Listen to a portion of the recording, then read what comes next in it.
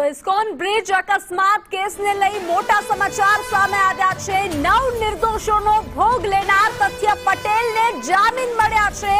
અકસ્માત કરનાર તથ્ય પટેલને જેલ બહાર આવશે। તો ઇસ્કોન બ્રિજ પર અકસ્માત સર્જી 9ના જીવ લીધા હતા। તથ્યના સુપ્રીમ કોર્ટે રેગ્યુલર જામીન મંજૂર કર્યા છે। પોણા 3 વર્ષ બાદ તથ્ય પટેલ જેલમાંથી બહાર આવશે। અનેકવાર જામીન માંગવામાં આવ્યા હતા, અનેક રજૂઆતો કરવામાં આવી હતી, પરંતુ છતાં પણ જામીન નામંજૂર થતા હતા।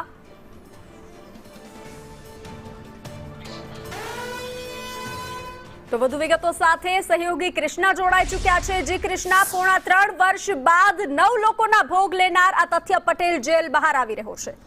જે બિલકુલ 20 જુલાઈ 2023નો એ સમય હતો કે જ્યારે 9 લોકોને તથ્ય પટેલે કચડી નાખ્યા હતા। ઇસ્કોન બ્રિજ પરની એક ઘટના કે જે આખા દેશમાં ચર્ચાનો મુદ્દો બની હતી કે આટલી બેદરકારીથી કોઈએ વાહન હંકાર્યું। એ વાત અલગ છે કે એ કેસ બાદ હવે તથ્ય પટેલ પર આજીવન વાહન હંકારવા પર પ્રતિબંધ ફરમાવવામાં આવ્યો છે। પરંતુ જ્યારે આ ઘટના બની 9 લોકોના પરિવાર ઉજળી ગયા હતા, પરિવારના માળા વિખેરાઈ ગયા હતા। એના 7 જ દિવસ બાદ ચાર્જશીટ ફાઇલ કરવામાં આવી હતી અને અત્યારે 8 મહિના પહેલા ચાર્જ ફ્રેમ કરવામાં આવ્યા હતા સુપ્રીમ કોર્ટના આદેશ બાદ, અને હવે પહેલી વખત એને રેગ્યુલર જામીન આપવામાં આવ્યા છે। કુલ 191 જેટલા સાક્ષીઓ હતા, એમાંથી 29 સાક્ષીઓની તપાસ પૂર્ણ થઈ ગઈ છે। બાકી સાક્ષીઓની હજી પૂછપરછ અને તપાસ બાકી છે, પરંતુ આ બધા વચ્ચે પહેલી વખત સુપ્રીમ કોર્ટ દ્વારા તથ્ય પટેલને જામીન આપવામાં આવ્યા છે। આ ઘટના બની એના 2024માં ઓગસ્ટ મહિનામાં પહેલી વખત, ઘણી બધી વખત જામીન માટે ફાઇલ કરવામાં આવ્યા હતા, પરંતુ ગ્રામ્ય કોર્ટ દ્વારા વારંવાર જામીન એ ફગાવી દેવામાં આવ્યા હતા।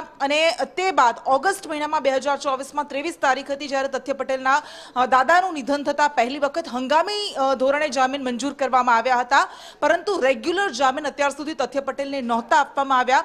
આ પહેલી વખત એવું થયું છે કે તથ્ય પટેલને રેગ્યુલર જામીન આપવામાં આવ્યા છે, મંજૂર કરવામાં આવ્યા છે, અને તથ્ય પટેલના વકીલ દ્વારા આ વાતની પુષ્ટિ કરવામાં આવી છે, સત્તાવાર જાહેરાત કરવામાં આવી છે। જોકે વળતરને લઈને હજુ એવું કહેવામાં આવ્યું છે કારણ કે કોર્ટ પેન્ડિંગ, કેસ પેન્ડિંગ છે અને તથ્ય પટેલ હજુ દોષિત જાહેર નથી થયો, એટલે વળતરને લઈને કોઈ પણ બાબત પર અત્યારે ટિપ્પણી કરવી અયોગ્ય કહેવાશે એવું કહેવાયું છે। જી, તેના પર કયા નિયમો લાગુ કરવામાં આવશે? જે રીતે હાલ તે પોણા 3 વર્ષ બહાર આવશે અને ખાસ કરીને અત્યારે 9 લોકોના ભોગ લીધા હતા, તેમને ન્યાય, તેમના લોકોના ન્યાયને પણ લઈને પણ અત્યારે ક્વેશ્ચન માર્ક છે। હા, એટલે આ તો કોર્ટની પ્રોસિજર છે, એ કેસ ચાલતો રહે છે। આપણને ખબર છે કે આપણી જ્યુડિશિયલ પ્રોસેસમાં ઘણો બધો સમય લાગી જતો હોય છે, ઘણા બધા વર્ષ લાગી જતા હોય છે।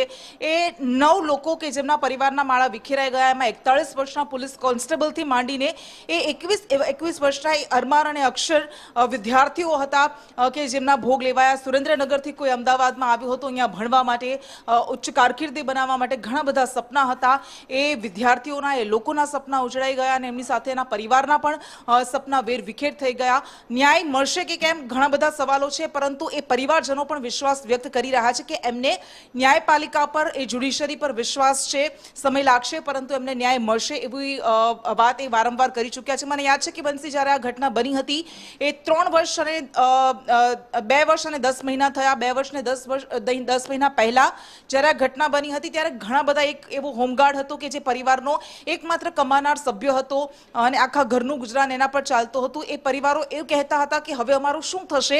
આ તથ્ય પટેલની એવી કડક સજા મળવી જોઈએ કે જેના કારણે બીજો કોઈ નબીરો આવું કરતા પહેલા વિચારે। જો કે આપણને ખબર છે કે એ બાદ ઘણા બધા એવા કેસ સામે આવી ચૂક્યા છે અને પોસ્ટકાર્ડ પુણેનો કે જે પણ તથ્ય પટેલની જેમ જ આખા દેશને હચમચાવી નાખ્યો હતો, એ આરોપીને પણ જામીન મળ્યા અને એનો વિડીયો જે સામે આવ્યો, ઘણા બધા વિવાદ થયા કે એ લોકો ડાન્સ કરીને ઉજવણી કરી રહ્યા છે। એટલે આવા સવાલો ઉઠતા રહે છે કે આ ખોફ, કાયદાનો ખોફ આ લોકોમાં ક્યારે આવશે? જી કૃષ્ણા, જાણકારી સાથે જોડાવા બદલ આભાર। તો જે રીતે પોણા 3 વર્ષ બાદ તથ્ય પટેલ જેલમાંથી બહાર આવશે, પરંતુ અત્યારે હાલ એક મોટો પ્રશ્ન કે જે પીડિત લોકો છે તેમને ન્યાય ક્યારે મળશે?